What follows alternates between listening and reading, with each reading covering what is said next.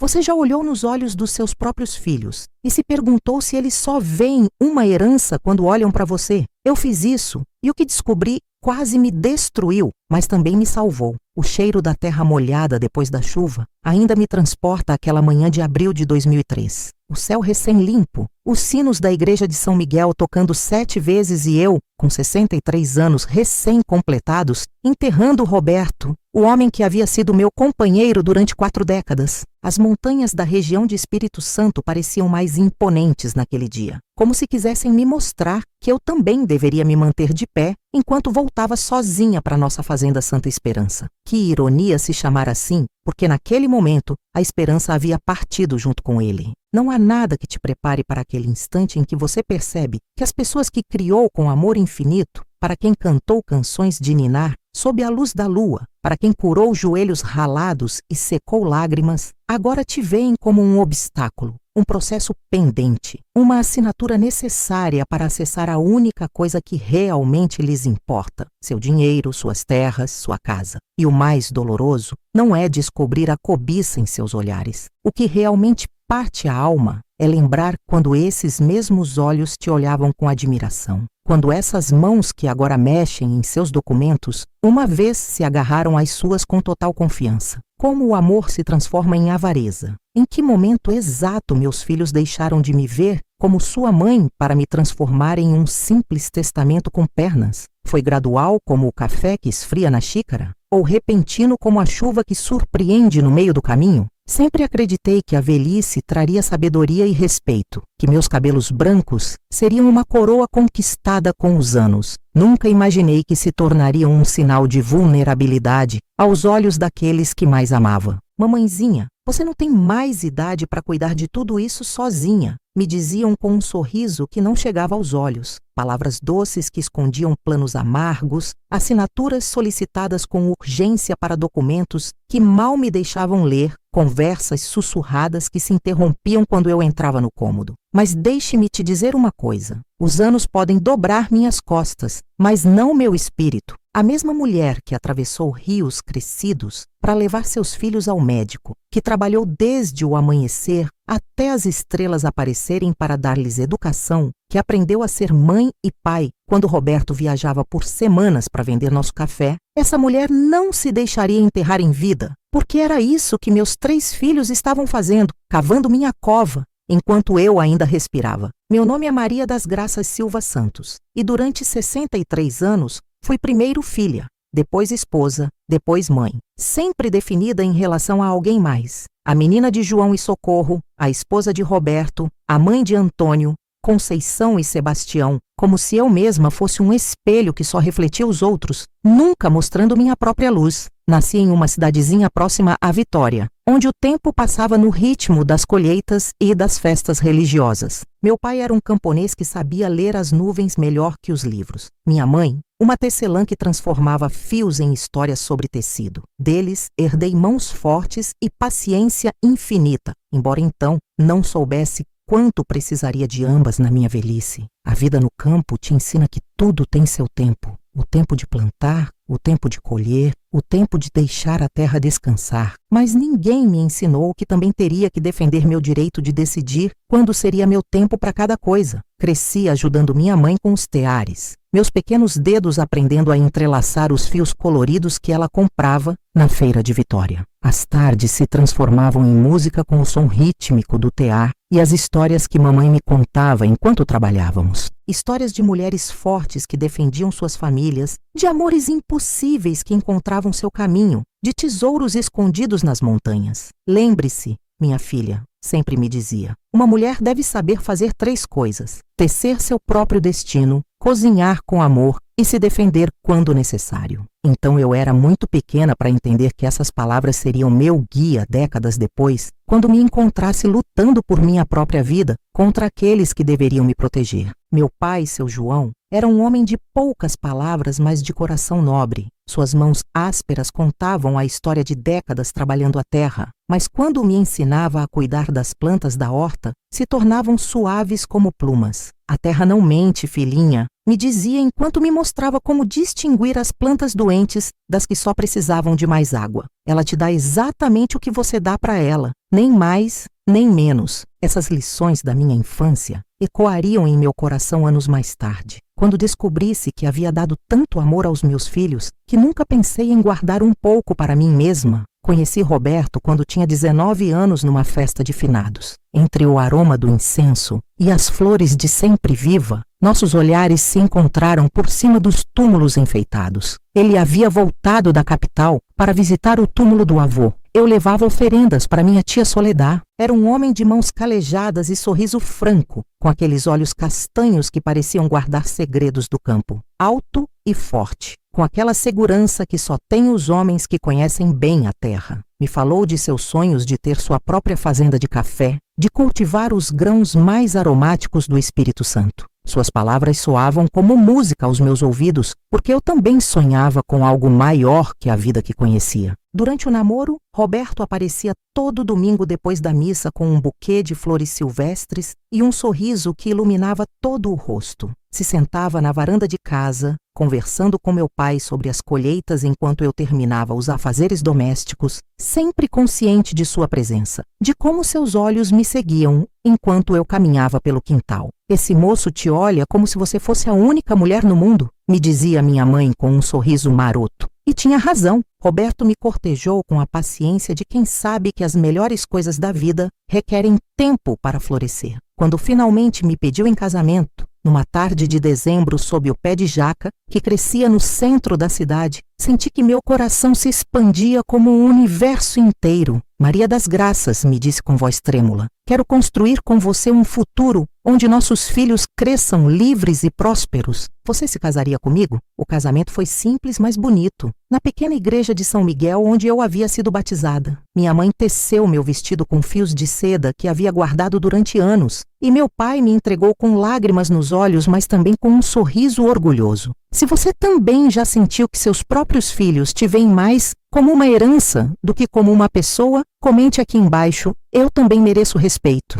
Sua história pode dar força a outra mulher que está passando pela mesma situação. Curta este vídeo se tocou seu coração e se inscreva no canal porque aqui compartilhamos histórias reais de mulheres corajosas. Porque ninguém deveria se sentir invisível na própria família. No início, morávamos num quartinho nos fundos da casa dos pais do Roberto, Dona Conceição e seu Fidelis. Era um espaço pequeno, mas cheio de sonhos grandes. Roberto trabalhava como ajudante no beneficiamento de café do seu Atanásio Moraes, aprendendo cada segredo do negócio, desde como escolher os melhores grãos até os tempos exatos de torra que transformariam aqueles pequenos frutos em ouro aromático. Eu vendia bordados na feira das quartas-feiras, sentada sob a sombra das amendoeiras centenárias, com minhas mãos trabalhando fios coloridos, enquanto minha mente tecia sonhos de futuro. As outras mulheres da feira se tornaram minhas amigas e confidentes. Dona Esperança, que vendia tapioca, sempre me guardava os melhores queijos para meus quitutes. Dona Pedra, a florista, me ensinou quais plantas afastavam as pragas da horta. Cada real que ganhávamos, guardávamos numa lata de café que escondíamos embaixo do nosso colchão. Roberto havia desenhado um mapa da região num papel amarelado,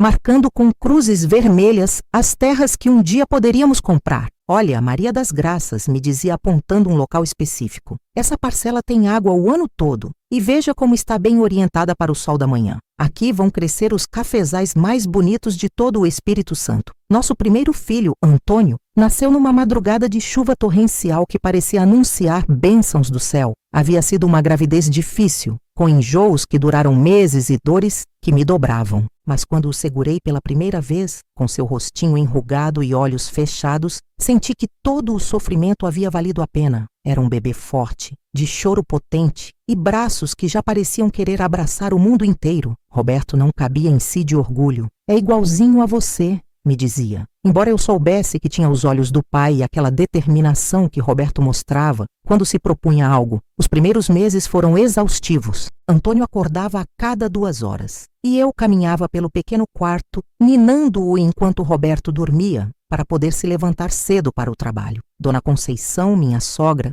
me ajudava com conselhos sábios e chás de ervas que aliviavam minhas dores da maternidade. A maternidade é como aprender a caminhar de novo. me dizia enquanto preparava infusões de camomila. No início você tropeça, tudo dói, mas depois já não consegue imaginar a vida de outra forma. Quando Antônio completou 2 anos, já caminhava pela casa toda como um pequeno furacão, tocando tudo que estava ao seu alcance e fazendo perguntas sobre cada coisa que via. Por que o céu é azul, mamãe? Por que as galinhas não voam como os passarinhos? Por que papai vai trabalhar todo dia? Suas perguntas me enchiam de ternura e também de responsabilidade. Queria dar-lhe as melhores respostas, explicar o mundo de forma que pudesse entender, mas também sonhar em melhorá-lo. Conceição chegou 3 anos depois do Antônio, numa tarde de outubro, quando as folhas das árvores começavam a mudar de cor. O parto foi mais fácil desta vez, como se meu corpo já soubesse o que fazer. Era uma menina delicada, de olhos grandes e expressivos, mas com um caráter decidido que se manifestou desde os primeiros dias.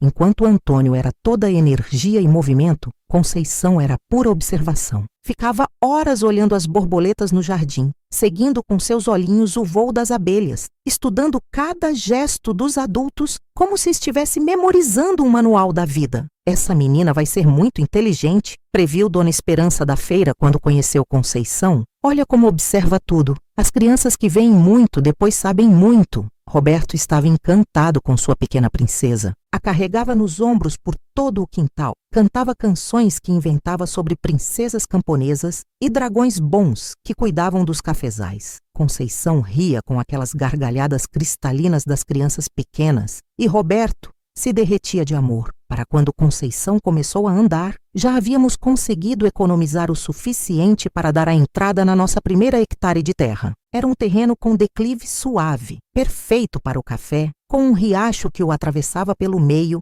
e árvores grandes que dariam sombra aos cafezais. O dia em que assinamos os papéis no cartório da cidade, Roberto e eu nos abraçamos chorando de felicidade. Não somos mais empregados, Maria das Graças me sussurrou no ouvido. Agora somos donos do nosso futuro. Sebastião, nosso caçula, chegou quando já pensávamos que nossa família estava completa. Eu tinha 28 anos e Roberto 30, e nos sentíamos estabelecidos com nossos 2 filhos e nossa terra. Mas a vida tinha outros planos. Foi uma gravidez surpresa que me encheu de alegria e também de preocupação. Teríamos dinheiro suficiente para outro filho? Conseguiria eu cuidar de 3 crianças pequenas enquanto ajudava Roberto na fazenda? Sebastião nasceu com um sorriso. Não é brincadeira. A parteira Dona Remédios jurou que nunca havia visto um bebê nascer sorrindo. Mas lá estava, nosso pequeno, com uma expressão que parecia dizer: "Oi, mundo, estou aqui para alegrar sua vida." E veja se cumpriu essa promessa. Era a criança mais alegre e travessa do mundo.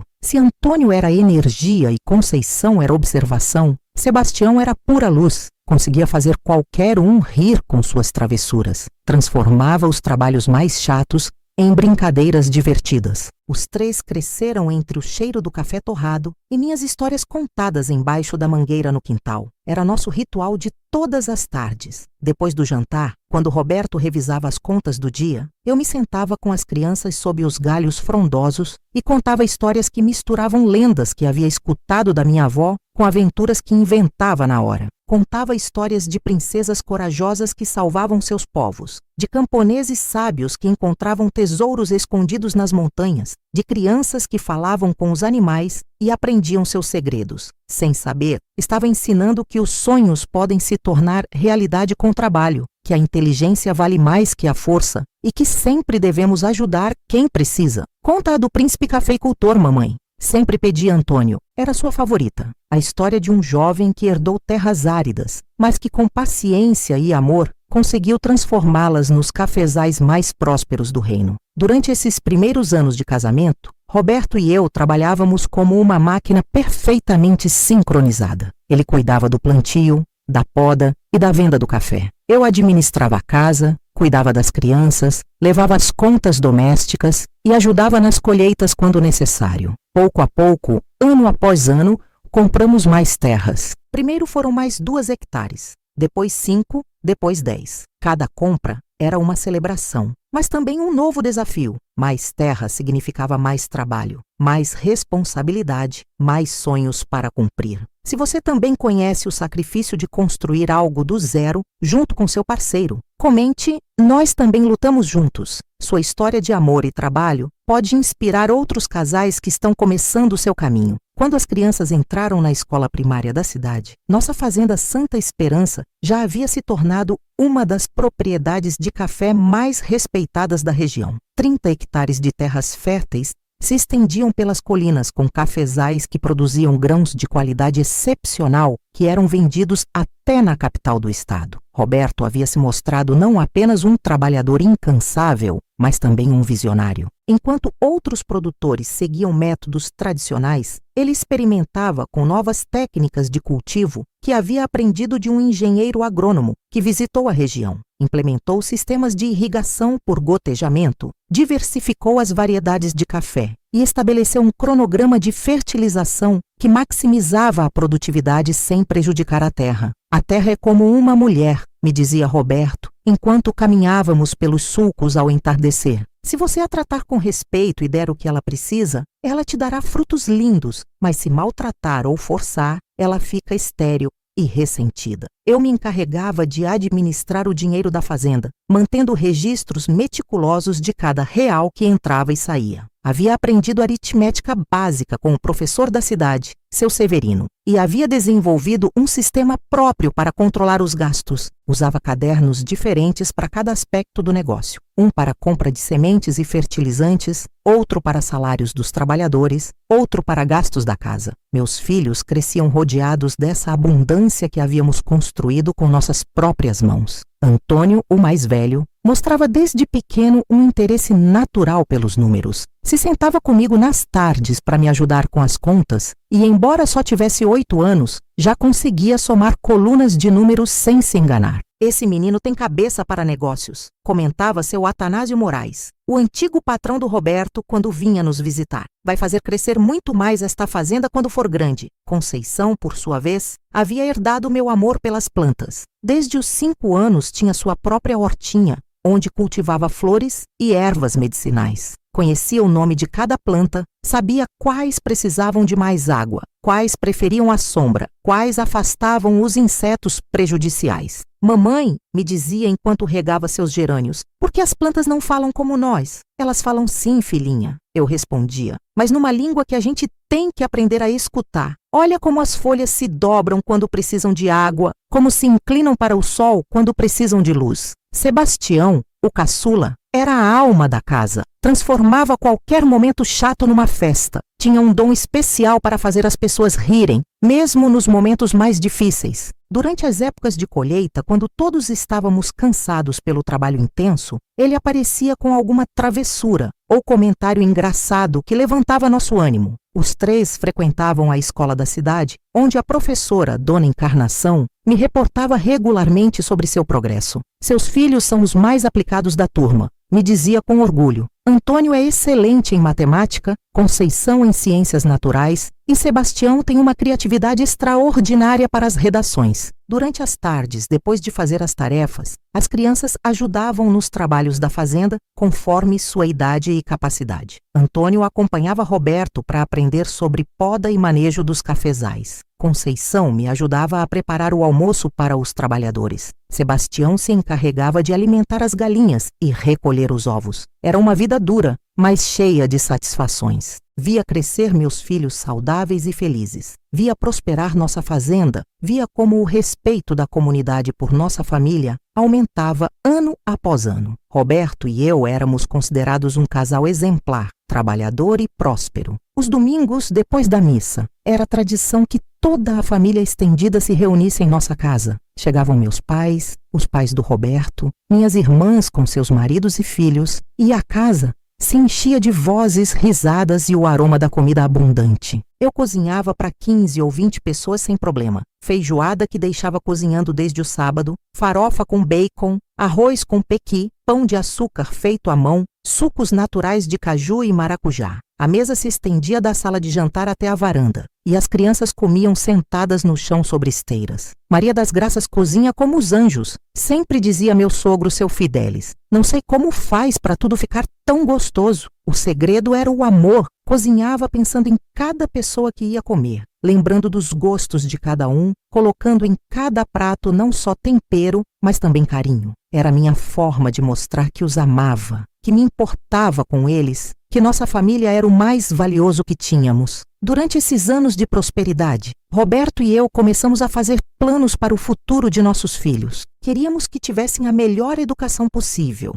que pudessem escolher seus próprios caminhos sem as limitações que nós havíamos enfrentado. Antônio poderia estudar engenharia ou administração de empresas, sonhava Roberto em voz alta. Conceição, talvez biologia ou veterinária. Gosta tanto dos animais e plantas. E Sebastião, esse menino tem jeito de artista ou professor, com essa facilidade que tem para se expressar. Eu concordava, mas no meu coração também guardava o sonho secreto de que não importasse o que estudassem ou a que se dedicassem, continuassem perto de nós, que a família permanecesse unida, que a fazenda que tanto trabalho nos havia custado construir se mantivesse na família por gerações. Os trabalhadores da fazenda também haviam se tornado parte de nossa família estendida. Seu Anselmo Gutierrez, o capataz, estava conosco há mais de 15 anos. Era um homem mais velho, de bigode branco e mãos experientes, que conhecia cada árvore do cafezal como se fosse filho seu. Dona Maria das Graças sempre me dizia: esta terra os abençoou porque vocês a trataram com respeito. Já trabalhei em muitas fazendas, mas nunca vi patrões que se preocupassem tanto com o bem-estar dos empregados. Era verdade. Roberto e eu havíamos decidido desde o início que nossos trabalhadores teriam condições dignas. Construímos para eles casinhas pequenas, mas confortáveis numa parte da fazenda, pagávamos salários justos, dávamos 13º no Natal e proporcionávamos atendimento médico quando necessário. Uma fazenda próspera precisa de trabalhadores contentes, era a filosofia do Roberto. Se eles estão bem, a terra produz melhor. As noites familiares embaixo da mangueira haviam se tornado uma tradição sagrada. Depois do jantar, quando o calor do dia começava a ceder, nos sentávamos todos no quintal. Roberto contava histórias de suas viagens à capital para vender o café, eu narrava contos que inventava e as crianças compartilhavam o que haviam aprendido na escola. Quando eu crescer, dizia Antônio com seus 10 anos,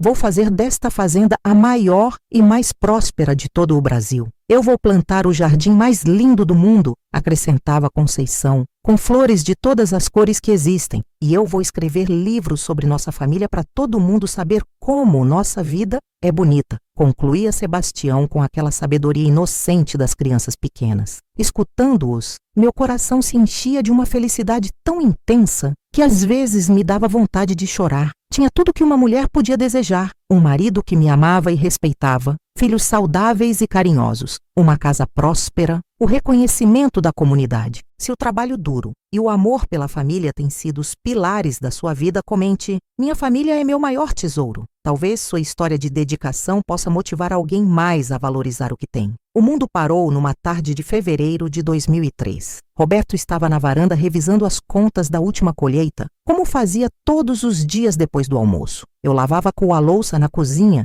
quando escutei um barulho estranho, como se algo pesado tivesse caído no chão. Corri para a varanda e o encontrei caído sobre a mesa, com os papéis espalhados e a caneta ainda na mão. Seu rosto havia perdido toda a cor e seus lábios estavam arroxeados. Roberto, Roberto! Gritei para ele, balançando-o, mas não respondia. Seu Anselmo, que havia escutado meus gritos, chegou correndo e entre os dois o deitamos no chão. Dona Maria das Graças, acho que é o coração, me disse com voz trêmula. Tem que levar para o hospital de Vitória imediatamente. Mas já era tarde demais. Quando chegou a ambulância da cidade, Roberto havia partido para sempre. O médico, um jovem que não parecia ter mais de 30 anos, me confirmou o que meu coração já sabia. Sinto muito, senhora. Foi um infarto fulminante. Ele não sofreu, foi muito rápido. Não sofreu. Essas palavras se repetiam na minha cabeça como um eco zombeteiro. Talvez Roberto não tenha sofrido, mas eu comecei a sofrer naquele momento uma dor que não sabia que era possível sentir. Era como se tivessem arrancado metade da minha alma. Os dias seguintes passaram como num pesadelo embaçado. O velório, o enterro, a procissão até o cemitério da cidade, os pêsames que se misturavam na minha memória como um murmúrio sem sentido. Meus filhos, já adultos, se encarregaram de todos os arranjos. Antônio, que já tinha 35 anos e trabalhava como contador em Vitória, tomou controle dos assuntos legais. Conceição, casada com um médico de Vila Velha, se encarregou de receber as visitas. Sebastião, de 30 anos e com seu negócio de transporte, organizou o funeral. Eu me movi durante esses dias como um fantasma, cumprindo com os rituais sociais por pura inércia, mas sem estar realmente presente. Era como se meu espírito tivesse seguido Roberto e só meu corpo tivesse ficado para trás para cumprir com as formalidades. Depois do funeral, meus filhos ficaram comigo para me acompanhar nestes momentos difíceis, como disseram, mas logo percebi que sua presença tinha outros motivos. As primeiras semanas as vivi mergulhada numa névoa de dor que me impedia de ver com clareza o que estava acontecendo ao meu redor. Me levantava todas as manhãs esperando ver Roberto do seu lado da cama, escutar sua tosse matinal, sentir o cheiro do seu café recém-feito. Mas a realidade me golpeava cada vez como um soco no estômago. Antônio começou a me visitar 3 vezes por semana. Chegava com sua pasta de couro e seu terno sempre impecável, dizendo que vinha me ajudar com os papéis. Mamãe, é melhor eu cuidar disso, me dizia enquanto revisava os livros de contabilidade. Você descanse e processe seu luto. Essas coisas de números e bancos são muito complicadas para uma pessoa no seu estado emocional. No início me pareceu normal. Eu estava devastada, incapaz de me concentrar em qualquer coisa que não fosse o vazio que Roberto havia deixado. Se Antônio queria me ajudar com a administração, o que tinha de errado? Mas depois começaram os documentos. Sempre urgentes, sempre necessários para manter a fazenda funcionando. Só preciso da sua assinatura aqui, mamãe, me dizia apontando linhas específicas com seu dedo de unhas perfeitamente cortadas. É para renovar o seguro das máquinas.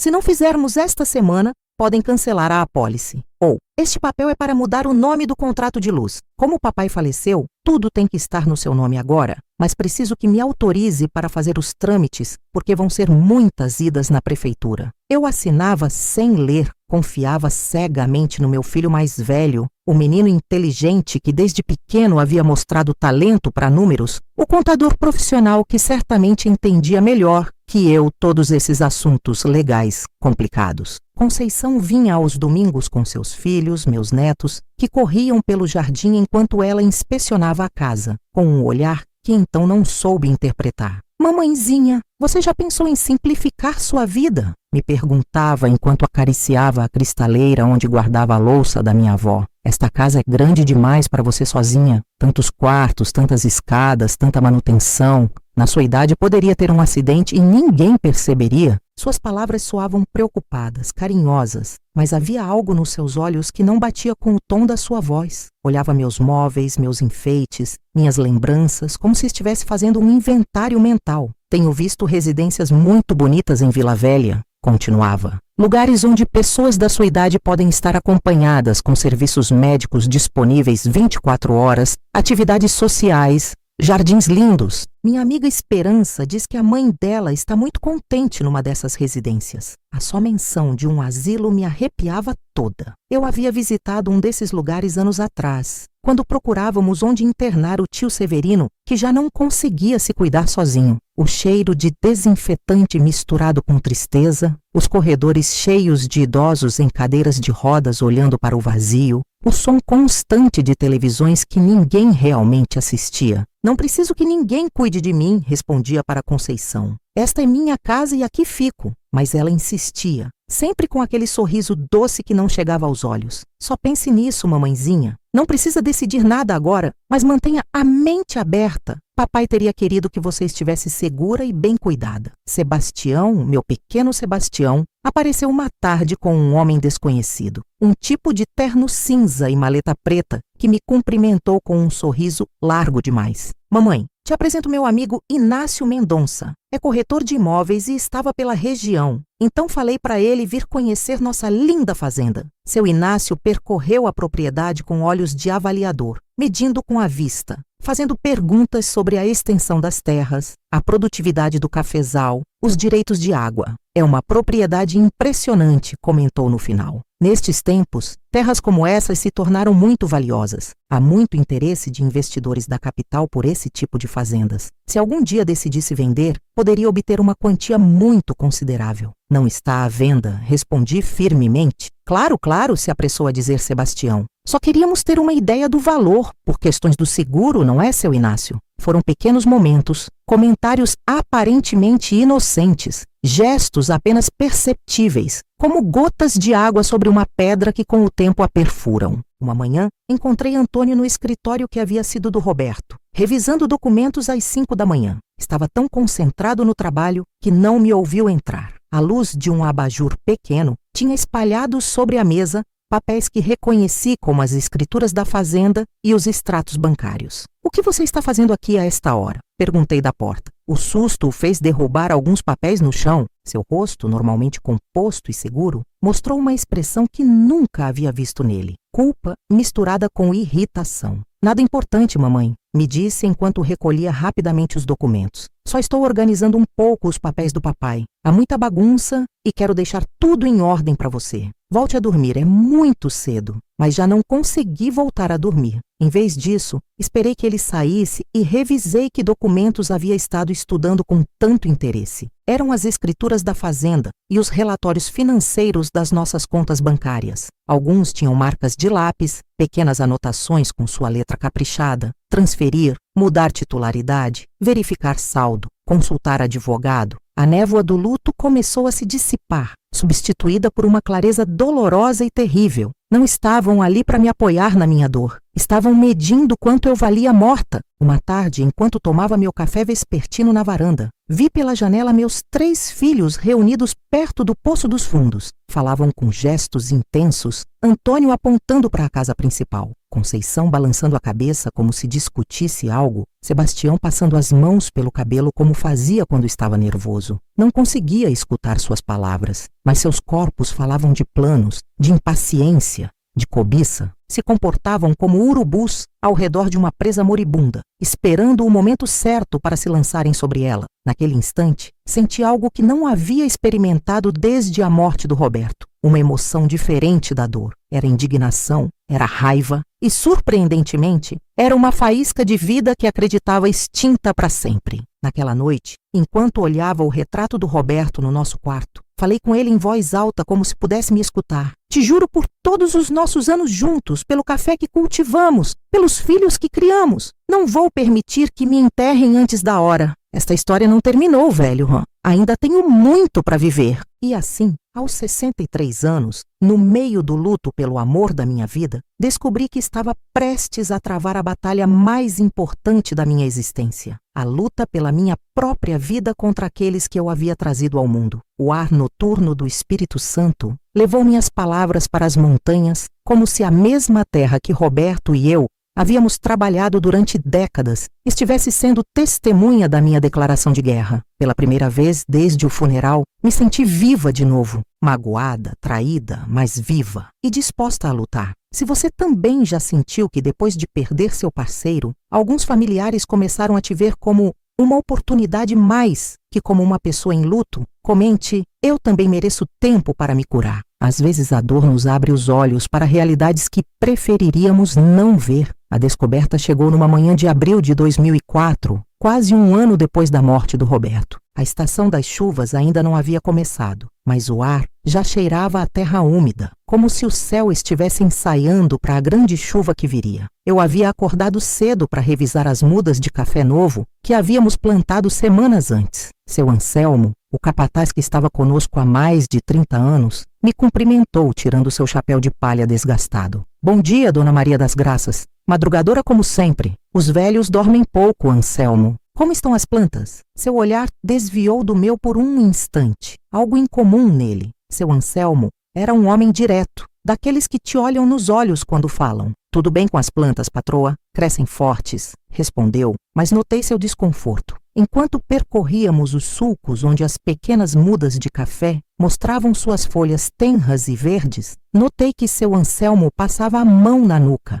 abria a boca como para dizer algo e depois se calava. Eu o conhecia bem demais para não perceber que algo o perturbava. "Fala logo, Anselmo. O que é que está te deixando tão nervoso?" O velho capataz parou no meio do sulco, olhou para a casa principal como se certificando de que estávamos sozinhos e finalmente falou: "Dona Maria das Graças, não gosto de me meter onde não sou chamado, mas seu filho Antônio tem conversado com os trabalhadores. Diz para eles que logo vai haver mudanças grandes na fazenda, que ele vai assumir o controle total de tudo. Senti que o sangue gelou nas minhas veias. Que tipo de mudanças? Diz que vai vender a metade sul da fazenda para um empreendimento turístico. Que quem quiser pode ficar, mas com novos contratos e menos pagamento, porque não vão mais ser trabalhadores de uma fazenda de café, e sim funcionários de jardinagem para um hotel. Seu Anselmo baixou a voz até quase um sussurro. Também disse para eles que a senhora já está muito cansada para tomar decisões importantes e que assinou papéis, dando poder legal para ele administrar tudo. O mundo balançou debaixo dos meus pés. Que papéis eu havia assinado? Lembrei de todos aqueles documentos que Antônio me trazia constantemente, sempre com pressa, sempre quando eu estava distraída ou especialmente triste. Obrigada por me contar a verdade, Anselmo, disse, tentando manter a voz firme. Não se preocupe com seu trabalho. Enquanto eu viver, você e sua família têm lugar aqui. Enquanto voltava para casa, as palavras do capataz ecoavam na minha cabeça como sinos fúnebres. Precisava saber exatamente o que havia assinado e que consequências legais tinham esses documentos. Naquela mesma tarde, decidi ir à cidade. Pedi para Jacinto, um dos trabalhadores mais jovens e confiáveis, me levar na caminhonete até Vitória. Minha desculpa foi que precisava comprar remédios, mas meu verdadeiro destino era a agência do Banco do Brasil, onde Roberto e eu havíamos administrado nossas contas durante mais de 20 anos. O gerente, seu Roberto Medina, era amigo do meu marido desde os tempos em que começamos com nossa primeira conta poupança. Nos conhecia desde quando éramos um casal jovem com mais sonhos que dinheiro. Quando me viu entrar no seu escritório, seu rosto mostrou uma mistura de surpresa e algo que parecia alívio. Dona Maria das Graças, que prazer vê-la. Justamente ia ligar para a senhora. Me sentei na frente da sua mesa de mogno, a mesma onde Roberto e eu havíamos assinado nossos primeiros financiamentos para comprar terras. Ligar para mim? Aconteceu algo com nossas contas? Seu Roberto ajustou os óculos e falou em tom confidencial. Há 3 dias, seu filho Antônio veio me procurar. Apresentou uma procuração assinada pela senhora, que lhe dá poderes amplos para administrar todas as suas contas bancárias. Meu coração deu um pulo. Lembrei vagamente de ter assinado um documento que, segundo Antônio, era para resolver uns assuntos na Comissão de Águas sobre nossos direitos de irrigação. Quis fazer uma transferência importante para a conta pessoal dele, continuou seu Roberto. Legalmente não pude negar, mas quanto? Interrompi com um nó na garganta. Quase tudo, Dona Maria das Graças. Ia deixar apenas o suficiente para gastos menores da casa. O gerente tirou uma pasta e me mostrou os movimentos projetados. Efetivamente, Antônio havia planejado transferir R$2.800.000 para sua conta pessoal. Dinheiro que representava as economias de toda uma vida, o fruto do esforço do Roberto e meu, a segurança para minha velhice. Por que disse que ia me ligar? Seu Roberto pareceu desconfortável, porque seu marido Roberto, que descanse em paz, me fez prometer há anos que se alguma vez visse movimentos estranhos nas suas contas, entraria em contato pessoalmente antes de autorizar qualquer coisa. Se levantou e foi até um cofre pequeno que tinha atrás da mesa. Tirou um envelope lacrado com meu nome escrito na letra inconfundível do Roberto. Me pediu para entregar isto se alguma vez seus filhos tentassem administrar suas contas sem que a senhora estivesse completamente de acordo. Com mãos trêmulas abriu o envelope. Continha uma carta do Roberto e uma fotografia de nós dois no dia em que compramos nossa primeira hectare de terra. Minha querida Maria das Graças, começava na carta. Se está lendo isto é porque nossos filhos mostraram sua verdadeira natureza. Os conheço bem. São bons rapazes, mas o dinheiro muda as pessoas. Não permita que a convençam de que é incapaz de administrar seus próprios assuntos. Você é a mulher mais inteligente e forte que conheço. Confie em si mesma. Aquele momento foi como se um raio partisse o céu da minha vida em 2. Roberto sabia. De alguma forma, meu marido havia previsto exatamente o que estava acontecendo. Talvez tivesse visto nos nossos filhos sinais que eu, cegada pelo amor maternal, não fui capaz de reconhecer. Com as mãos ainda trêmulas, pedi para seu Roberto revogar imediatamente a procuração. Mudei as senhas de acesso de todas as contas e tomei uma decisão que mudaria o rumo da minha vida para sempre. Quero transferir uma parte considerável desse dinheiro para uma conta nova, disse. Uma conta que só eu tenho acesso, num banco diferente. Enquanto assinava os novos documentos, uma estranha sensação de poder floresceu no meu peito. Era como se cada assinatura fosse um ato de rebeldia, uma declaração de independência. Pela primeira vez na vida estava tomando controle total sobre meu destino financeiro, sem consultar ninguém, sem pedir permissão, sem explicar minhas decisões. Ao sair do banco, o sol da tarde banhava o centro de Vitória. Me sentei num dos bancos sob as amendoeiras centenárias, observando turistas e locais passarem por suas vidas. Aos 64 anos, sentia como se estivesse vendo o mundo com olhos completamente novos. Não vai ser tão fácil me enterrarem,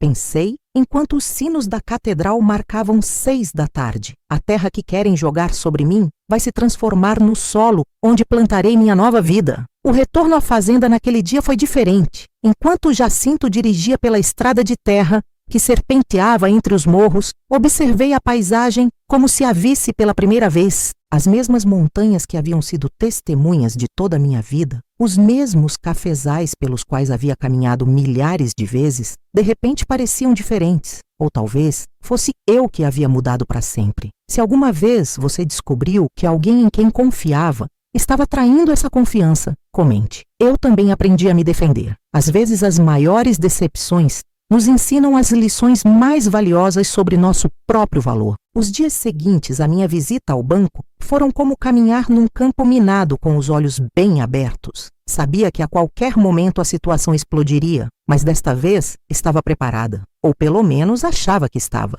A primeira explosão chegou apenas 3 dias depois. Antônio apareceu numa manhã sem se anunciar, com sua pasta de couro e uma expressão que tentava parecer casual, mas não conseguia esconder seu nervosismo. Bom dia, mamãe? Como amanheceu? Com mais clareza que nunca, filho, respondi enquanto continuava regando meus gerânios na varanda. Me olhou estranhado pela minha resposta, mas continuou com sua encenação. Vim revisar uns assuntos pendentes do banco. Preciso que assine uns papéis para completar as transferências que combinamos semana passada. Combinamos? Não me lembro de ter combinado nenhuma transferência com você, Antônio. Seu rosto mudou instantaneamente. A máscara de filho preocupado caiu, revelando o homem calculista que estava por baixo. Mamãe, já conversamos sobre isso. Você não pode administrar sozinha todo esse dinheiro. É muita responsabilidade para uma pessoa da sua idade. Faço isso pelo seu próprio bem. Meu bem. Larguei o regador e o olhei diretamente nos olhos.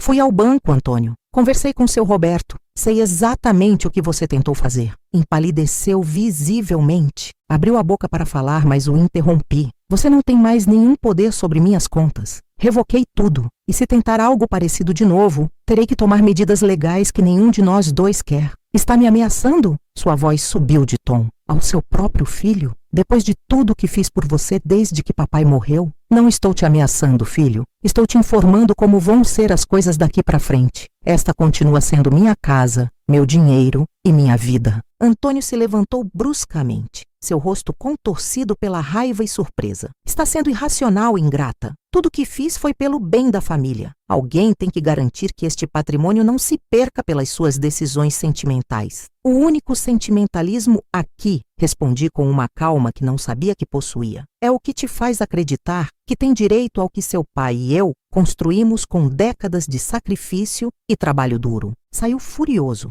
batendo a porta da casa como quando era adolescente, e não dávamos permissão para algo, mas desta vez não corri atrás dele para consolá-lo. Desta vez, fiquei sentada na minha cadeira de balanço, terminando de regar minhas plantas, sentindo uma estranha mistura de dor e libertação. A segunda explosão não demorou a chegar. Naquela mesma tarde, recebi 3 ligações telefônicas que confirmaram minhas suspeitas sobre a estratégia coordenada dos meus filhos. A primeira foi da Conceição, fingindo preocupação maternal. Mamãe, Antônio me contou que tiveram uma briga muito feia. Ele está muito preocupado com seu estado mental. Diz que você está tomando decisões muito estranhas ultimamente. A segunda ligação foi do Sebastião. Mamãe, o que está acontecendo? Antônio diz que você está muito alterada, que expulsou ele de casa. Não entendo por que está sendo tão hostil conosco. Só queremos ajudar. A terceira ligação foi a mais reveladora. Dr. Anselmo Ramírez, médico amigo da família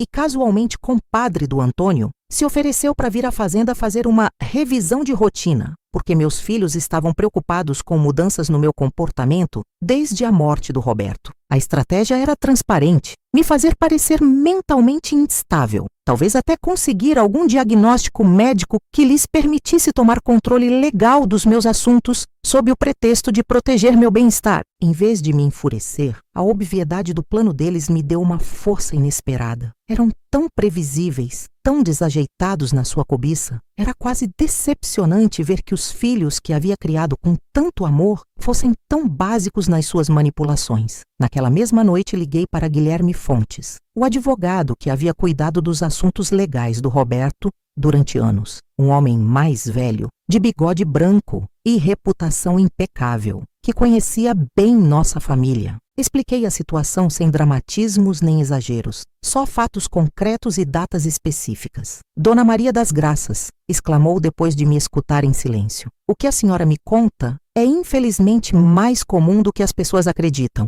Já vi muitas famílias se desfazerem por heranças, especialmente quando há propriedades valiosas envolvidas. O que me recomenda, doutor? Se proteja legalmente imediatamente. Podemos estabelecer um fideicomisso onde a senhora mantenha controle total enquanto viver, mas que proteja seus bens de manipulações. Também deveríamos revisar seu testamento para garantir que reflita seus desejos atuais e não o que seus filhos esperam que diga. E se meus filhos tentarem me declarar mentalmente incompetente? Seu suspiro do outro lado da linha me confirmou que não era uma preocupação infundada. Para isso, precisariam de provas médicas substanciais e testemunho de múltiplos profissionais. Recomendaria que fizesse uma avaliação psicológica e geriátrica completa com médicos da sua escolha, que documentem oficialmente sua perfeita capacidade mental. Nas semanas seguintes, segui seus conselhos à risca. Visitei o Dr. Hernandes, um respeitado geriatra em Vitória, que não tinha nenhuma conexão com minha família, que depois de me examinar exaustivamente durante 2 dias,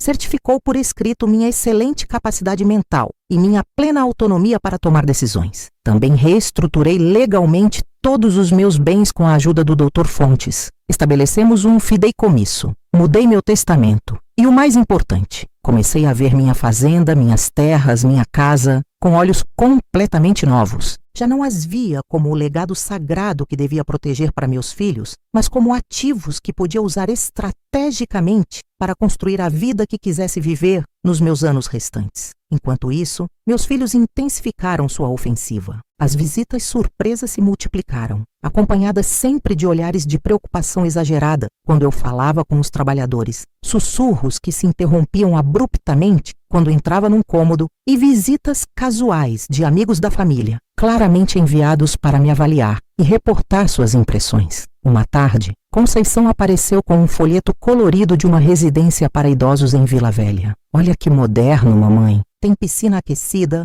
serviços médicos 24 horas, atividades sociais todos os dias e fica muito perto de onde mora minha amiga Lúcia. Poderia te visitar toda semana sem problema. Que considerada você é, filha. Mas gosto da minha casa. Não se ofenda, mamãe, mas esta casa é grande demais para você sozinha. Tantas escadas, tanta manutenção, tantos cantos onde poderia ter um acidente. Na sua idade, na minha idade, a interrompi com firmeza. Sei exatamente o que quero e o que não quero. O café que compartilhávamos ficou amargo nas nossas xícaras. O silêncio se estendeu entre nós, como uma rachadura que crescia a cada momento. Se alguma vez você teve que enfrentar familiares que te subestimavam por sua idade, comente. Minha idade é experiência, não incapacidade. É importante que as pessoas mais velhas saibam que têm direito de se defender daqueles que querem se aproveitar delas. Sebastião foi o último dos meus filhos a mostrar sua verdadeira natureza, e quando o fez, foi da maneira mais descarada possível. Apareceu num domingo de manhã, com um homem de terno cinza e maleta preta, que me apresentou como um amigo interessado em propriedades rurais. Só quer conhecer nossa linda fazenda, mamãe. Sem nenhum compromisso, me disse com aquele sorriso encantador que havia herdado do Roberto. Seu Inácio diz que poderia nos fazer uma oferta muito generosa se algum dia decidir,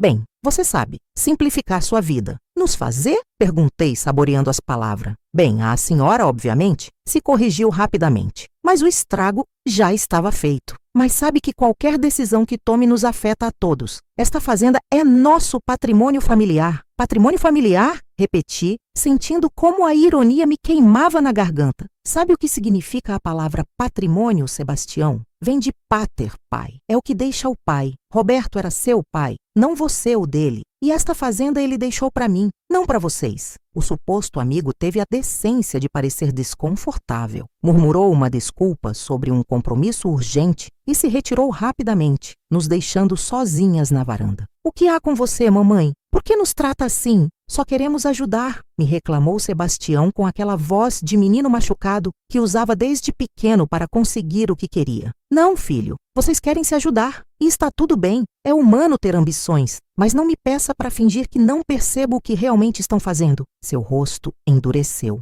Por um momento vi nele um menino pequeno prestes a fazer birra, porque lhe haviam negado um doce. Mas agora era um homem de 30 anos e o que queria não era um doce, mas minha fazenda, meu dinheiro, minha vida. Está sendo injusta, disse finalmente. Se papai estivesse vivo, se seu pai estivesse vivo, o interrompi. Estaria envergonhado de ver no que seus filhos se transformaram, em urubus, esperando que a presa termine de morrer para se jogar sobre ela. Sebastião saiu batendo a porta, como haviam feito seus irmãos antes dele. Era como se o barulho fosse sua forma de tentar apagar a verdade das minhas palavras. Naquela noite, sentada sozinha na varanda sob o céu estrelado do Espírito Santo, tomei a decisão mais importante da minha vida depois da morte do Roberto. Uma decisão nascida não do rancor nem do medo, mas de um desejo profundo e ardente de viver autenticamente os anos que me restavam. Roberto, sussurrei ao vento morno da madrugada. Vou vender a fazenda, não para agradar nossos filhos, mas para me libertar dela e deles, para mostrar que uma mulher de 64 anos pode tomar as decisões mais importantes da sua vida sem pedir permissão para ninguém. O vento sussurrou entre os cafezais como se levasse minha mensagem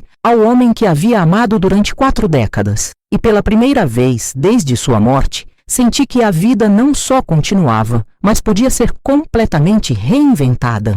A decisão de vender a fazenda foi só o começo da minha verdadeira guerra de independência. Como qualquer batalha que vale a pena travar, requeria estratégia, paciência e, acima de tudo, segredo absoluto. Se meus filhos descobrissem minhas intenções antes que tudo estivesse pronto, sabia que fariam o impossível para impedir, mesmo que isso significasse me internar num asilo ou me declarar legalmente incompetente. Meu primeiro aliado foi o Dr. Fontes. Quando comuniquei minha decisão no seu escritório da rua Jerônimo Monteiro, sua reação inicial foi de pura surpresa. Tem certeza absoluta, Dona Maria das Graças? A Fazenda Santa Esperança está na sua família há décadas. É seu lar, sua andé, sua história. Esteve na família do meu marido, o corrigi. E sim, tenho certeza absoluta. Quero minha liberdade mais que essas paredes, mais que esses cafezais, mais que as lembranças que se transformaram em prisões. Uma vez superada sua surpresa inicial, o Dr. Fontes se tornou meu melhor cúmplice. Me explicou que precisaríamos encontrar um comprador discreto, alguém que não tivesse nenhuma conexão com meus filhos, nem com seu círculo social em Vitória. Seus filhos poderiam impugnar a venda se conseguissem provar que a senhora agiu sob coação emocional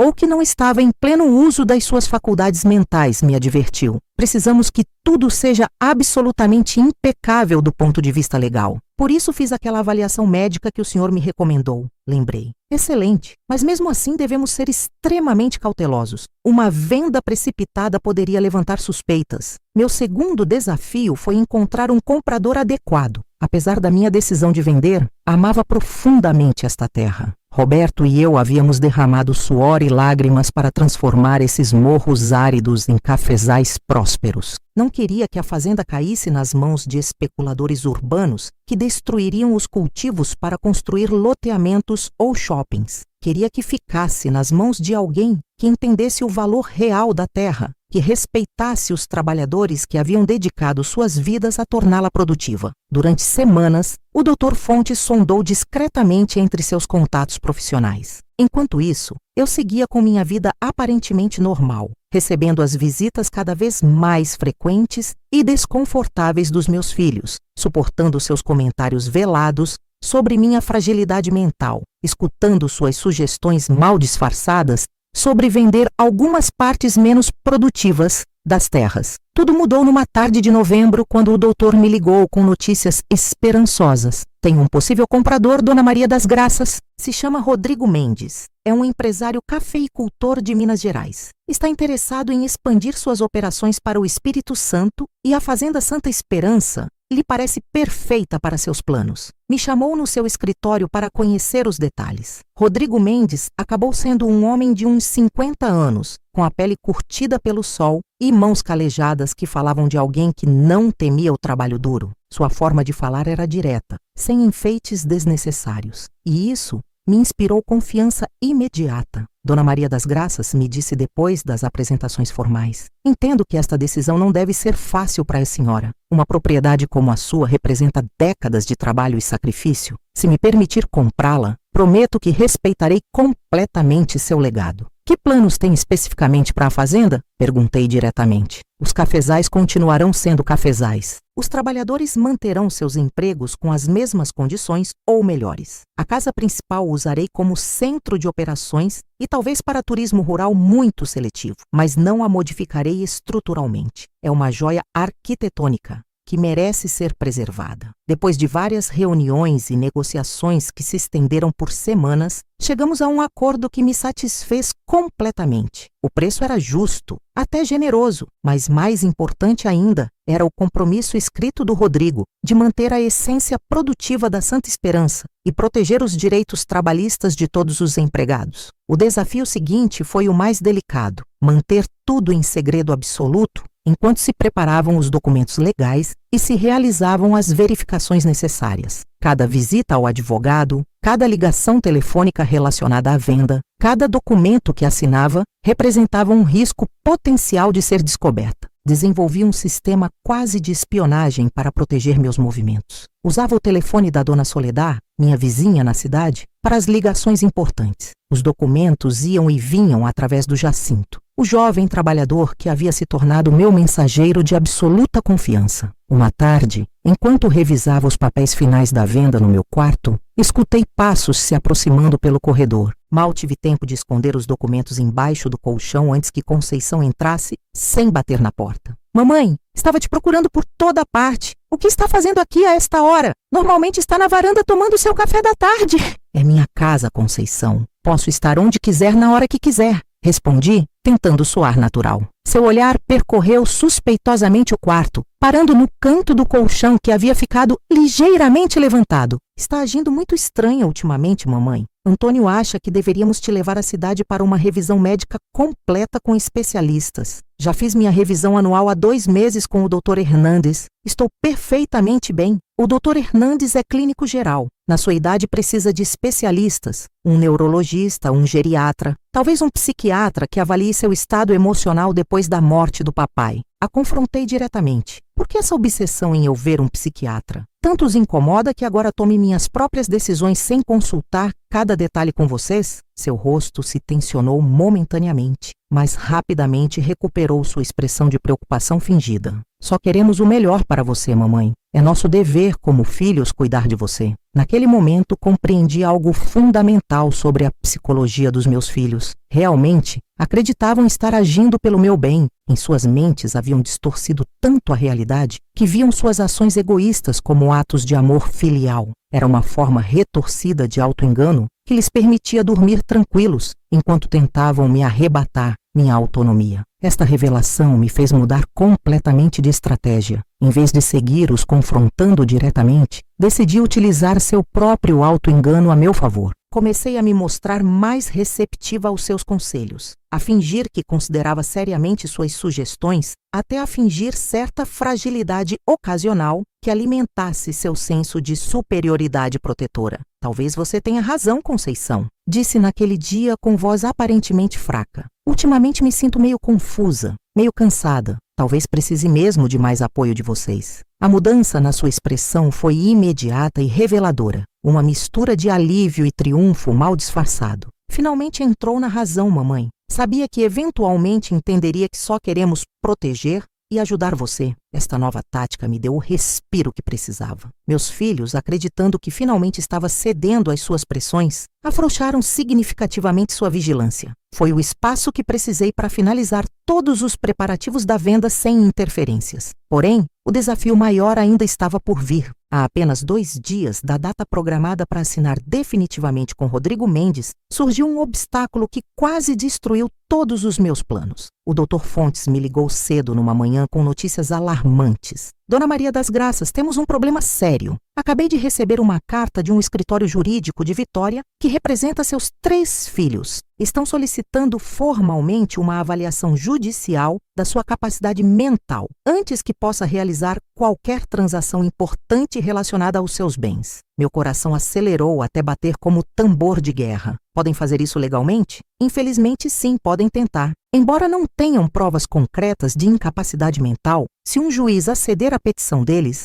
poderia ordenar uma avaliação psiquiátrica obrigatória e congelar todas as suas contas e propriedades durante meses, até anos. Se você já teve que lutar contra familiares que questionaram sua capacidade para tomar decisões sobre sua própria vida, comente. Minha mente é minha. Às vezes a batalha por nossa autonomia requer mais coragem do que acreditávamos ter. A notícia da ação judicial dos meus filhos me atingiu como um raio em céu limpo. Depois de meses de planejamento cuidadoso, quando a liberdade parecia estar ao alcance das minhas mãos, meus próprios filhos lançavam este último e desesperado obstáculo no meu caminho. Que opções temos, doutor? Perguntei ao Dr. Fontes, tentando manter a voz firme, embora meu mundo balançasse. Podemos apresentar uma contra-ação por assédio familiar e solicitar uma avaliação psiquiátrica independente que confirme sua plena capacidade. Mas, honestamente, Dona Maria das Graças, qualquer procedimento legal deste tipo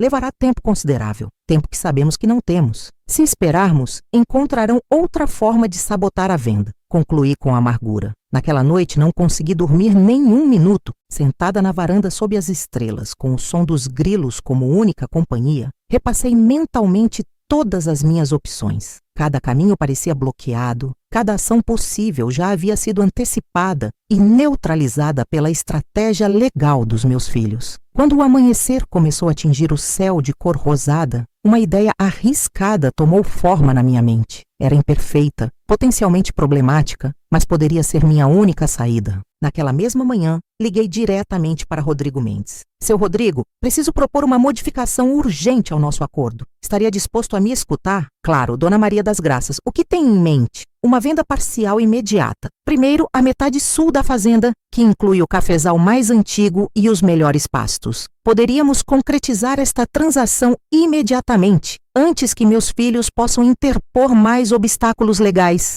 Mais tarde, quando as águas se acalmarem, procederíamos com a segunda parte. Houve um silêncio momentâneo do outro lado da linha. É uma solução pouco convencional, mas se isso a ajuda a lidar com sua situação familiar, estou disposto a tentar. Teremos que recalcular valores e redigir novos documentos, mas é factível. Com esta nova estratégia, o Dr. Fontes trabalhou dia e noite para preparar os documentos da venda parcial. O valor era consideravelmente menor que o da propriedade completa, mas ainda suficiente para me dar a independência econômica que precisava. A manhã programada para a assinatura, informei ao seu Anselmo que sairia à cidade para fazer algumas compras rotineiras. Como havia previsto, Conceição apareceu minutos depois na fazenda. Bom dia, mamãe. Pensei em te acompanhar à cidade. Faz tempo que não saímos juntas. Não tinha como negar sem levantar suspeitas. Claro, filha. Fico muito feliz com sua companhia. Na cidade, minha primeira estratégia fracassou estrondosamente. Tentei convencer Conceição a fazer suas próprias compras enquanto eu visitava a Dona Soledad para tomar um café rápido, mas ela insistiu em me acompanhar. Faz séculos que não vejo Dona Soledad.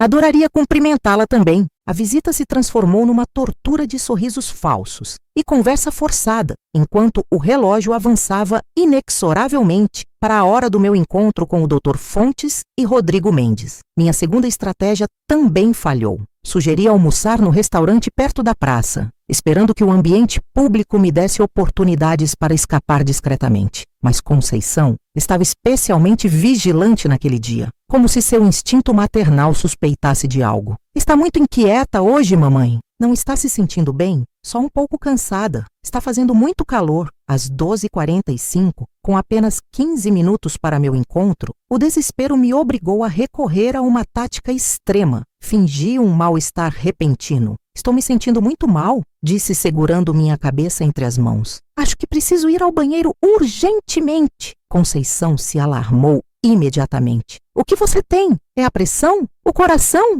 Não sei, só preciso de um momento sozinha para me recuperar. Te acompanho até a porta do banheiro. No pequeno banheiro do restaurante, molhei meu rosto com água fria enquanto minha mente trabalhava febrilmente. O Dr. Fontes e Rodrigo Mendes estariam me esperando. Se não aparecesse, todo o meu plano desmoronaria. Ao sair do banheiro, pela janela vi o Dr. Fontes caminhando em direção ao restaurante. Nossos olhares se cruzaram brevemente e ele compreendeu a situação instantaneamente. Parou na calçada em frente, fingindo examinar uma vitrine. Voltei à mesa onde Conceição esperava, agora visivelmente preocupada. Está se sentindo melhor? Um pouco, mas acho que preciso ver o médico. Estou com muita dor de cabeça e enjoo. Sua reação foi exatamente a que esperava. Pânico imediato. Para Conceição, qualquer sintoma médico em mim representava a possibilidade de perder o controle sobre o que considerava sua futura herança. Vamos ao consultório do Dr. Ramírez agora mesmo. Fica a só 3 quadras. Não acho que consigo caminhar tanto. Gemi dramaticamente. Vai buscar o carro, por favor? Te espero aqui sentada. Não posso te deixar sozinha nesse estado. Estou num restaurante cheio de gente, Conceição. Não vai me acontecer nada nos 5 minutos que você demora para trazer o carro até a porta. Depois de hesitar um momento, concordou e saiu apressadamente. Mal a vi dobrar a esquina, me levantei, deixei dinheiro sobre a mesa e saí pela porta lateral do restaurante. O Dr. Fontes me esperava. Temos que nos apressar muito, me disse enquanto caminhávamos rapidamente para seu escritório. Sua filha não vai demorar para descobrir que a senhora não está no restaurante. No escritório, Rodrigo Mendes já esperava com todos os documentos preparados e organizados. Revisamos rapidamente os termos principais. Confirmei que tudo estava exatamente como havíamos acordado e assinei em todas as páginas indicadas. O processo completo durou menos de 10 minutos. Parabéns, Dona Maria das Graças, disse Rodrigo, apertando calorosamente minha mão.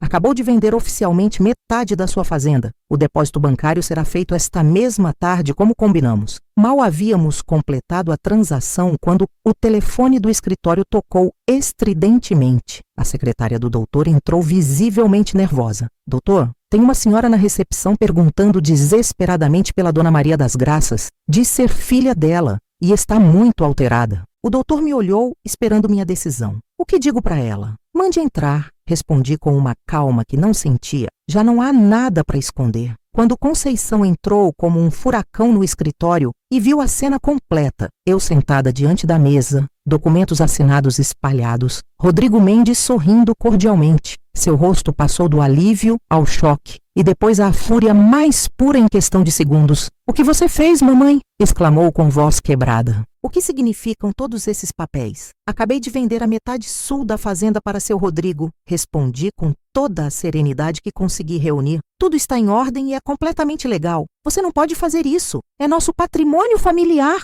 Posso e já fiz, filha. E é meu patrimônio, não de vocês." A discussão que se seguiu foi dolorosa e intensa. Conceição gritou, chorou, ameaçou com ações legais imediatas. O Dr. Fontes interveio várias vezes para explicar a legalidade absoluta da transação. Rodrigo Mendes, visivelmente desconfortável com a cena familiar, se desculpou diplomaticamente e saiu do escritório. Finalmente, quando Conceição estava esgotada de gritar, disse com voz firme: "Ligue imediatamente para seus irmãos. Quero ver vocês 3 hoje à noite na fazenda. É hora de termos uma conversa definitiva, cara a cara, sem máscaras nem fingimentos. Se alguma vez você teve que enfrentar o momento de defender suas decisões diante daqueles que acreditavam ter direito a controlar sua vida, comente: eu decidi por mim mesma." Às vezes, a coragem se mede na capacidade de se manter firme quando todo mundo diz que você está errada. Naquela noite, enquanto esperava a chegada inevitável dos meus 3 filhos, senti uma estranha mistura de emoções contraditórias. Tristeza profunda pelo que nossa relação familiar havia se tornado.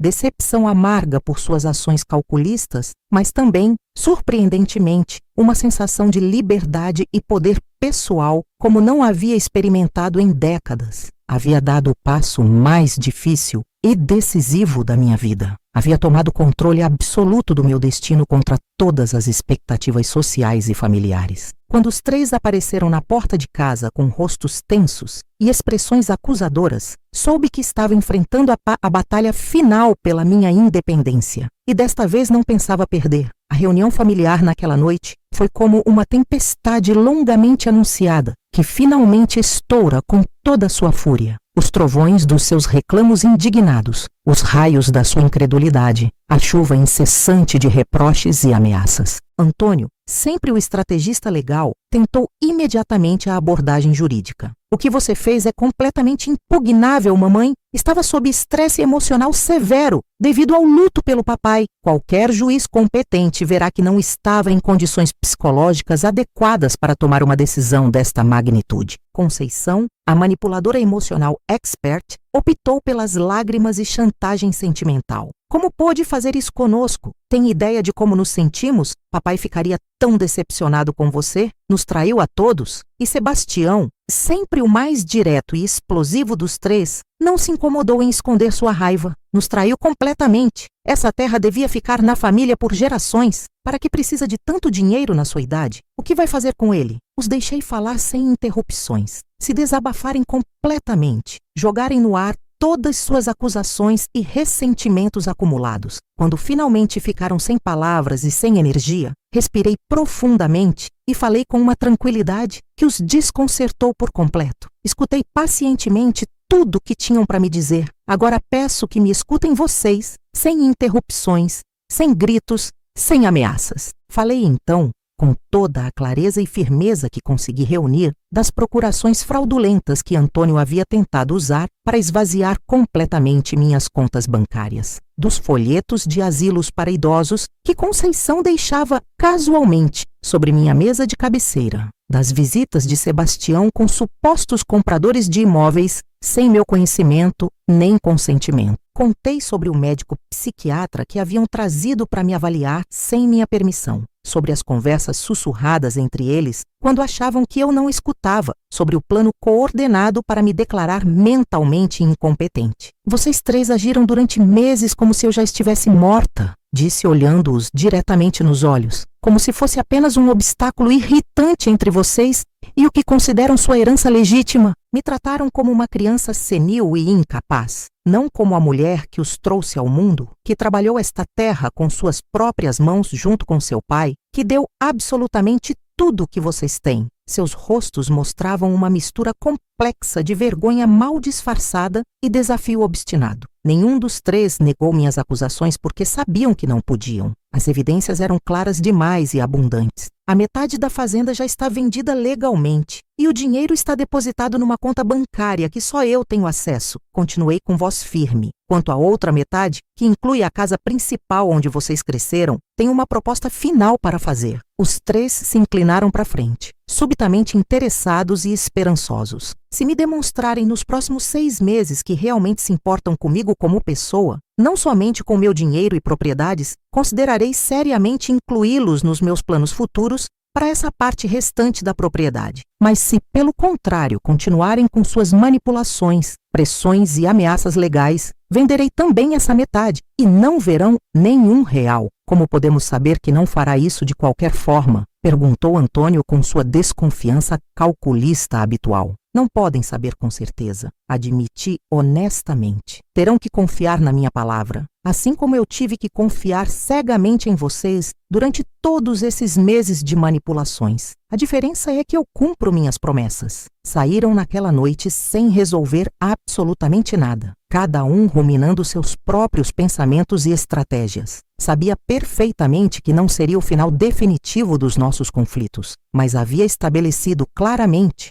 meus termos e condições. A bola estava completamente no campo deles. Os dias seguintes foram estranhamente silenciosos e pacíficos. Nenhum dos meus filhos apareceu na fazenda. Não recebi ligações telefônicas, não houve visitas surpresa. Era como se precisassem de tempo considerável para digerir completamente o que havia acontecido e decidir qual seria seu próximo movimento estratégico. Enquanto isso, comecei a dar os primeiros passos concretos para a construção da minha nova vida independente. Com parte do dinheiro da venda, fiz algo que nunca antes havia considerado sequer. Contratei um arquiteto especializado para me mostrar propriedades no Centro Histórico de Vitória. Seu Felipe Arenas, um arquiteto de uns 50 anos especializado na restauração de edifícios coloniais, me mostrou várias casas antigas. Algumas eram grandes e luxuosas demais para minhas necessidades, outras precisavam de reparos caros e complicados demais. Mas quando entrei pela primeira vez na pequena casa da Rua do Rosário, com seu pátio central decorado com jacarandás florescendo e sua vista perfeita para a catedral,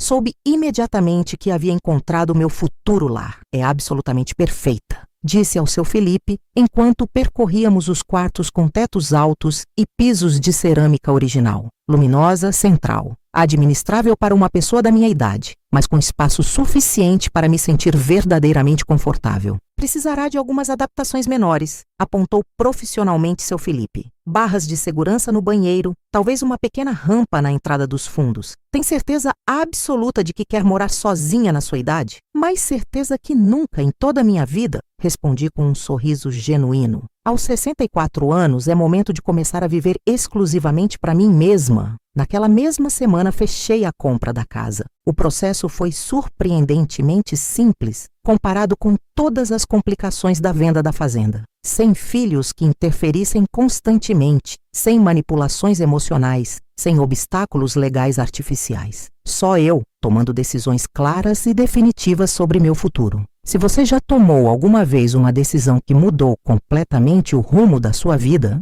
sem se importar com o que outros pensavam, comente. Eu escolhi meu caminho. Às vezes as decisões mais difíceis são as que mais liberdade nos dão. 5 anos se passaram desde aquela confrontação definitiva com meus filhos, desde aquela decisão radical de vender a fazenda e me mudar para o centro de Vitória. Agora, aos 69 anos, quando olho para trás, mal reconheço aquela mulher que fui durante décadas. A esposa obediente, a mãe sacrificada, a dona da fazenda que sempre colocava as necessidades dos outros acima das próprias. Minha nova vida na casa da Rua do Rosário tem sido uma revelação constante. Cada manhã acordo com a liberdade absoluta de decidir o que quero fazer com meu tempo, minha energia, meu dinheiro. É uma sensação embriagante que nunca havia experimentado, nem mesmo na minha juventude. A transição não foi simples, claro. Houve dias em que a solidão me pesava como uma laje de cimento, em que o silêncio da minha pequena casa parecia amplificar todas as minhas dúvidas. Havia feito o certo? Valia a pena essa independência conquistada à custa da harmonia familiar? Não teria sido mais fácil simplesmente ceder às pressões dos meus filhos? Mas gradualmente, como um pé de café que vai estendendo suas raízes em terra nova e fértil, fui encontrando minha estabilidade. Desenvolvi rotinas completamente próprias. Descobri prazeres simples que nunca havia tido tempo de desfrutar. Experimentei a liberdade absoluta de decidir, momento a momento, o que queria fazer com minha existência. Uma das minhas primeiras conquistas pessoais foi aprender a dirigir. Aos 65 anos, me inscrevi numa autoescola, desafiando todas as expectativas sociais sobre o que uma mulher da minha idade deveria ou não deveria fazer. O instrutor, um jovem que poderia ter sido meu neto, inicialmente me tratou com condescendência mal disfarçada. Vamos bem devagar, Dona Maria das Graças. Na sua idade tem que ter muito cuidado com os reflexos e coordenação. 3 semanas depois, quando passei no exame prático com nota melhor que estudantes 40 anos mais novos, sua atitude havia mudado completamente. A senhora tem jeito natural de piloto, Dona Maria das Graças? Tem certeza que não quer fazer o curso avançado? Com minha flamante carteira de motorista e um pequeno carro usado que comprei com parte do dinheiro da venda, comecei a explorar o Espírito Santo como nunca antes havia conseguido. Cidades históricas que só conhecia de nome, mercados de artesanato em comunidades remotas, praias escondidas no litoral. Cada viagem era uma pequena vitória sobre as limitações que eu mesma havia me imposto durante décadas. Cada quilômetro percorrido representava uma afirmação da minha capacidade para navegar o mundo completamente por meus próprios meios. Os contatos estabelecidos durante essas viagens me levaram a outra dimensão completamente inesperada da minha nova existência: o ativismo social. Conheci mulheres artesãs em comunidades quilombolas, cooperativas têxteis dirigidas por viúvas, idosas que, como eu, estavam reclamando seu direito de existir além dos papéis familiares tradicionais. Quase sem perceber, comecei a me envolver profundamente nas suas lutas. Primeiro como simples apoio moral e emocional, depois ajudando a estabelecer contatos comerciais com compradores na cidade, finalmente participando ativamente na organização de uma rede de mulheres mais velhas que compartilhavam recursos, experiências e estratégias de sobrevivência. Minha relação com meus filhos evoluiu lentamente, como uma fruta que amadurece no seu próprio ritmo natural. Antônio e eu nos vemos ocasionalmente agora. Vem a Vitória a cada 3 ou 4 meses, às vezes acompanhado da esposa. Nossas conversas são cautelosas, mas cordiais, centradas em assuntos neutros como o clima, política nacional, seus netos. Conceição é talvez com quem mais proximidade genuína consegui recuperar. Quando seu casamento com o médico terminou há 2 anos, passou uma temporada comigo na casa da Rua do Rosário. Foram meses de conversas profundas e dolorosas, de lágrimas compartilhadas, de reconhecimento mútuo como mulheres adultas e independentes, não só como mãe e filha presas em papéis predefinidos. Sebastião, meu pequeno Sebastião, manteve sua distância orgulhosa durante quase 3 anos completos. O degelo começou surpreendentemente através dos seus filhos adolescentes, meus netos, que me procuraram por iniciativa própria, quando souberam da minha história de rebeldia através de conhecidos da cidade. Esses encontros iniciais, realizados pelas costas do pai,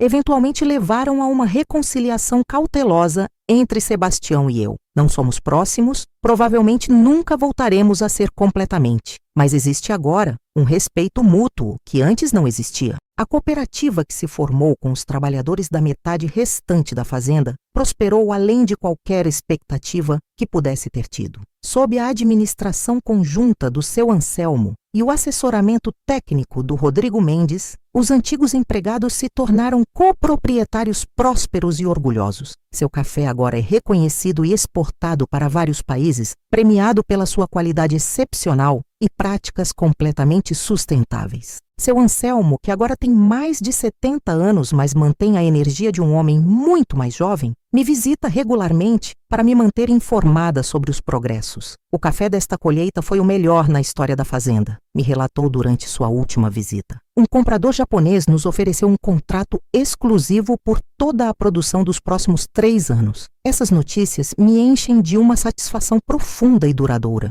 Não só consegui preservar minha autonomia pessoal e financeira, mas contribuí para criar algo positivo e transformador para toda uma comunidade trabalhadora. O legado que Roberto e eu deixaríamos não seria unicamente para nossos filhos biológicos, mas para todas as famílias cujas vidas estavam entrelaçadas com a terra que tanto amávamos. Não foi tudo fácil nesses anos de independência. A idade traz inevitavelmente suas próprias limitações e desafios. No ano passado, uma queda no banheiro me deixou com uma fratura de quadril que exigiu cirurgia e meses de reabilitação. Durante essas semanas de mobilidade reduzida, dependendo temporariamente de outros para tarefas básicas, tive muito tempo para refletir profundamente sobre minhas decisões. Havia valido realmente a pena todo o conflito? As rupturas familiares, os enfrentamentos legais, a solidão inicial? Não teria sido mais simples simplesmente ceder às pressões dos meus filhos, viver confortavelmente sob sua supervisão protetora? A resposta chegou clara, como a água cristalina dos mananciais da fazenda. Sim, cada batalha, cada lágrima, cada momento de incerteza havia valido completamente a pena, porque o que ganhei não foi simplesmente a autonomia sobre meus bens materiais. Foi a possibilidade inestimável de me descobrir, de ser autenticamente Maria das Graças, não só um reflexo perpétuo das expectativas alheias. Minha história se tornou inesperadamente inspiração para outras mulheres. Através do grupo de ativistas que formamos, conheci dezenas de mulheres mais velhas que tomaram decisões similares. Se divorciar depois de casamentos longos, mas insatisfatórios, enfrentar a cobiça de familiares, redefinir completamente suas relações com propriedades e heranças, reclamar espaços que acreditavam perdidos para sempre. Seu exemplo me deu coragem para me divorciar aos 72 anos, me escreveu uma mulher de Belo Horizonte. Pensei que era tarde demais para recomeçar, mas se a senhora conseguiu se reinventar aos 64, eu também posso. Este impacto inesperado deu à minha velhice um propósito que nunca teria antecipado. Através de oficinas ocasionais,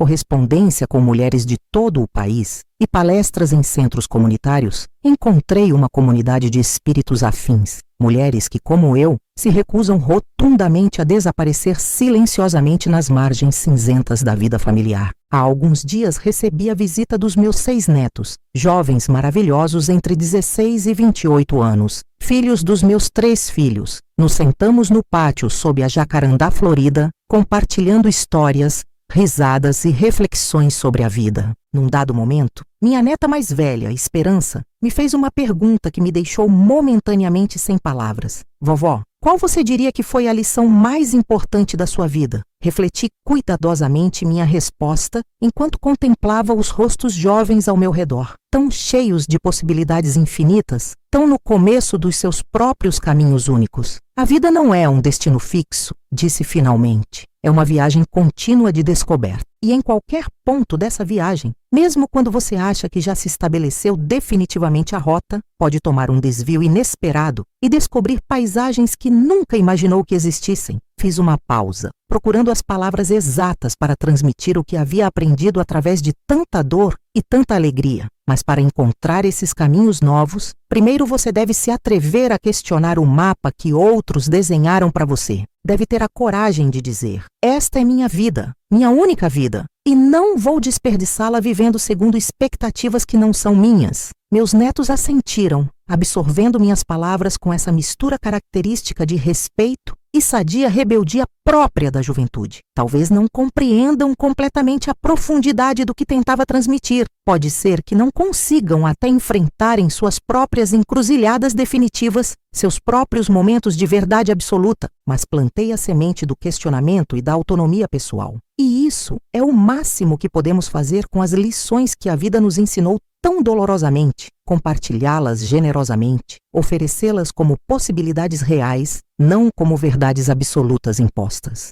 Enquanto observo o sol se pôr sobre os telhados coloniais de Vitória esta tarde, sinto uma gratidão profunda e imensa. Gratidão por todos os caminhos percorridos, por todos os obstáculos superados, por todas as pessoas que foram parte fundamental da minha jornada extraordinária. Mesmo aquelas que tentaram me limitar, porque no final, cada desafio, cada conflito, cada perda me levou exatamente a este momento perfeito. Sentada na minha varanda, septuagenária, mas mais viva que nunca, completamente dona da minha má história, meu presente e meu futuro. E para qualquer pessoa que esteja lendo ou escutando essas palavras, especialmente se você está nessa etapa da vida onde a sociedade sugere que deveria se retirar não só do trabalho, mas da participação plena e apaixonada na vida, minha mensagem é absolutamente simples e clara. A vida começa realmente quando você decide que começa, não quando o calendário marca, não quando as convenções sociais ditam, não quando outros esperam submissamente. No meu caso, começou verdadeiramente aos 64 anos, quando compreendi que não precisava ser prisioneira das expectativas alheias, nem mesmo das dos meus próprios filhos. E se eu conseguir fazer isso, uma mulher tradicional de uma cidade pequena do Espírito Santo, educada exclusivamente para ser esposa e mãe, você também pode se reinventar completamente. O futuro está te esperando pacientemente, sem importar sua idade atual. Só precisa dar esse primeiro passo corajoso em direção à sua própria liberdade. Se você também teve que lutar pelo seu direito de decidir sobre sua própria vida, sem importar sua idade, comente esta frase: minha vida é minha para vivê-la. Seu comentário pode dar valor a outra mulher que precisa escutar que não está sozinha nesta batalha pela dignidade e autonomia pessoal. E se esta história tocou seu coração, te convido a comentar, se inscrever no canal e compartilhar este vídeo com quem precisa, porque ninguém, absolutamente ninguém, deveria carregar sozinha o peso de um silêncio imposto por outros. Este conteúdo é uma obra original, baseada numa história real de coragem, resistência e renascimento pessoal.